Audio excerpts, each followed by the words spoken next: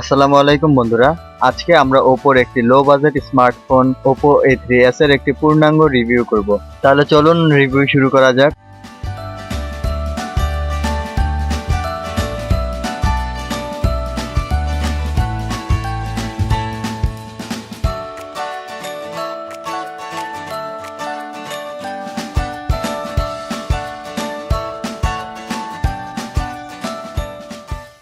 বাংলাদেশে এটি দুটি ভার্সনে পাওয়া যাচ্ছে। 216 ভার্সনটির দাম পড়বে 14,990 টাকা এবং 332 ভার্সনটির দাম পড়বে 18,990 টাকা। বক্সের উপরে দেখতে পাচ্ছেন বিগ ব্যাটারি, ডুয়েল ক্যামেরা, আর বক্সের পিছনে দেখতে পাচ্ছেন আমার হাতে সেটটি 2GB র্যাম এবং 16GB internal memory, purple colour, আর তাছাড়া কোনো স্পেসিফিকেশন লেখা দেখতে পাচ্ছি না। তো চলুন সোজা আনবক্সিং এ মনোযোগী হই। জীবনটা পলিথিনের মতো তেজপাতা হয়ে গেছে, দুমড়ে মুচড়ে ফেলে দিচ্ছে। বাইদা রাস্তা, এত টাইট বক্স আমি আর আগে কখনো খুলিনি। আর এটা নচ ডিসপ্লের ফোন। প্রথমেই একটি বক্স, যার ভিতরে রয়েছে একটি ফোল্ডার, যার মধ্যে রয়েছে সিলিকন কভার, কিছু অপ্রয়োজনীয় বই, আর একটি অতি দরকারি সিম ইনজেকশন টুলবার। এ হলো A3s, যাকে 1 মিনিটের মতো পাত্তা না দিয়ে সাইডে রাখি। এরপর একটি চার্জার অ্যাডাপ্টার, যা 5 ভোল্ট এবং 1 অ্যাম্পিয়ার। এরপর একটি USB কেবল। বক্সের ভেতর কোনো হেডফোন পেলাম না, কোনো স্ক্রিন প্রোটেক্টরও দেখতে পেলাম না, শুধু একটি ব্যাক কভার দেওয়া ছিল। দাম কমানোর জন্য জিনিসপত্রগুলো কমিয়ে দিয়েছে। এ হলো ওপো A3s, নচ ডিসপ্লের সবচেয়ে কম দামি বাজেট স্মার্টফোন। খুলে দেখা যাক আসল কাহিনী কি রয়েছে ভিতরে। আমার হাতে সেটটা পার্পল ব্লু কালারের।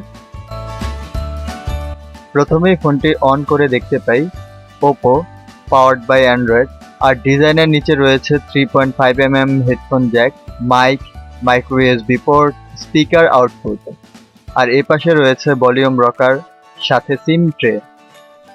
এটা ডুয়েল সিম এবং একটি SD কার্ড স্লট রয়েছে, যা মিড রেঞ্জ ওপো ফোনের একটি প্লাস পয়েন্ট। উপরের দিকে আবুল হায়াতের চকচকে টাকমাথা, মানে কোনো কিছুই নেই। আর ডান পাশে পাওয়ার কি, আর ব্যাকে ডুয়েল ক্যামেরার সাথে LED ফ্ল্যাশ। ওভারঅল ডিজাইনটা খুব প্রিমিয়াম, যদিও প্লাস্টিক বডি। এ হলো A3s এর first look. Colourful vibrant display. প্রথমেই এর ফেস আনলক সিস্টেমটি দেখে নেওয়া যায়। খুব ফাস্ট আনলক স্পিড।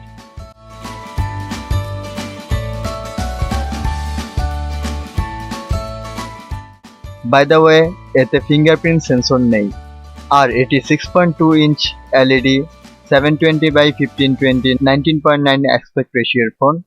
আমার হাতে সেটটি 2GB র্যাম এবং 16GB রম ভ্যারিয়েন্ট।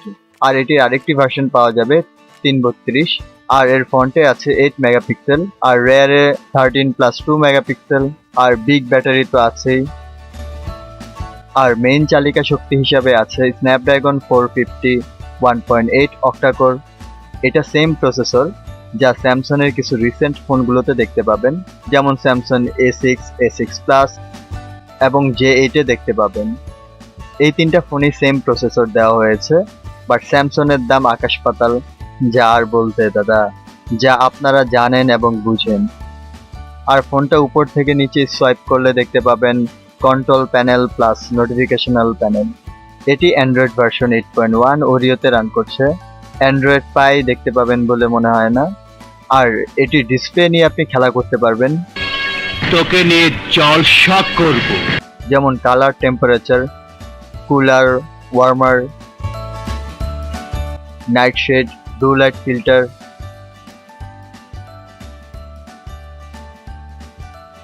আর এখন চলে যাই ক্যামেরা সেকশনে। এখানে সোয়াইপ করলে মুড চেঞ্জ করার কিছু অপশন দেখতে পাবেন। এটি দিয়ে 1080p ভিডিও রেকর্ড করা যাবে। I mean 4K রেকর্ডিং করতে পারবেন না। এখন চলুন কিছু পিকচার স্যাম্পল দেখে নেওয়া যাক। চলো দেখবো। দেখাও। ডে লাইটে ছবিগুলো খুব ভালো কালার পাচ্ছিল, কালার ইন্টারাকশন কন্ট্রাস্ট খুব ভালো পাচ্ছিল। তবে হতাশা শুরু হলো লো লাইটে, প্রচুর নয়েজ পাচ্ছিল এবং ডিটেল হারাচ্ছিল। আর গেমিং এ তেমন একটা ল্যাগিং পাইনি।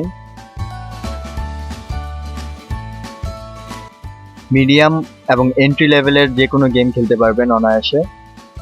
দাম অনুযায়ী আমার কাছে ভালোই লেগেছে।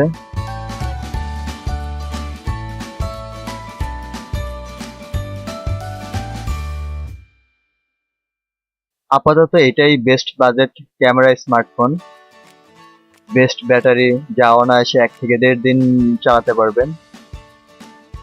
দাম অনুযায়ী মোটামুটি ভালো চিপসেট, ক্যামেরাও ঠিকঠাক। অনেকদিন পর ওপোর একটি বাজেট ফোন হাতে পেলাম। তো আজ এই পর্যন্তই। ভিডিওটি ভালো লাগলে লাইক, কমেন্ট এবং সাবস্ক্রাইব করতে ভুলবেন না। ধন্যবাদ।